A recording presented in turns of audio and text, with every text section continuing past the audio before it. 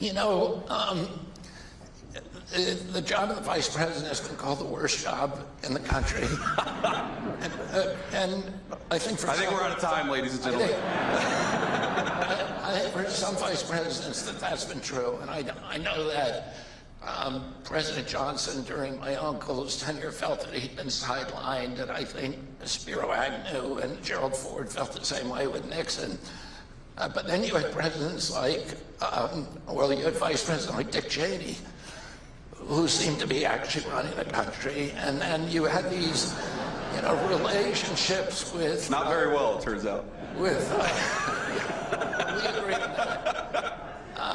But Al Gore and Bill Clinton and Mondale and Carter, who had close personal friendships, you have an amazing job because you have a president who clearly puts tremendous faith in you. He relies on you. He's given you an extraordinary retinue of responsibilities.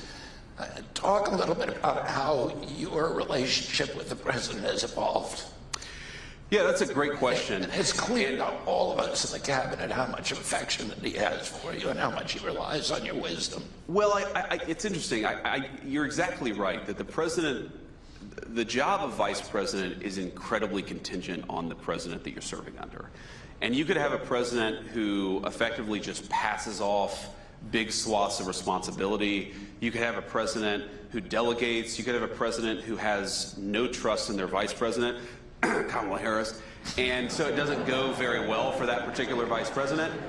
But I think there are two ways that I try to think about my job with the President of the United States. Number one, he requires honest counsel.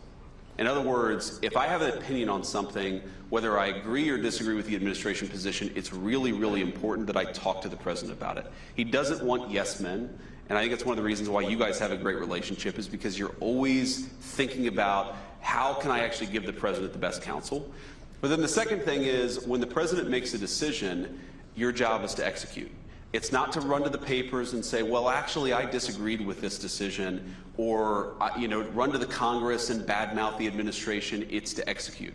And I think the reason why the president has trust in me is because, yes, I absolutely tell the president what I think about a given issue, but I also recognize I'm the vice president, he's the president, and when the president of the United States makes a decision, it's time to go and get it done. And I think in part because I get things done, right? I mean, sometimes Congress doesn't cooperate. Sometimes the private sector doesn't cooperate. Like, I'm not saying any of us have a batting average of 100, but what I think all of us who have earned the president's trust do is that when the administration makes a decision, when he makes a decision, we actually go out and get it done. And that's why this job has been so empowering for me, is because the president trusts me. He knows I'm going to give him honest counsel. He knows that if he asks me to go get something done, I'm going to try my best to actually go and do it. And that's why we have a good partnership. I think it's why the administration has been so effective this time around, is because there are a lot of people with a very wide diversity of opinions, but we get out there and we try to do the best job for the American people and the President of the United States. And because of that, there's a lot of trust and there's a lot of affection in the cabinet. I mean, you've seen this.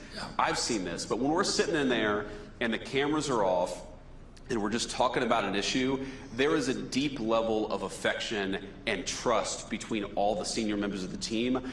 I don't know how it's possible to do this job without it, but I know it's why we've been so successful the past 10 months.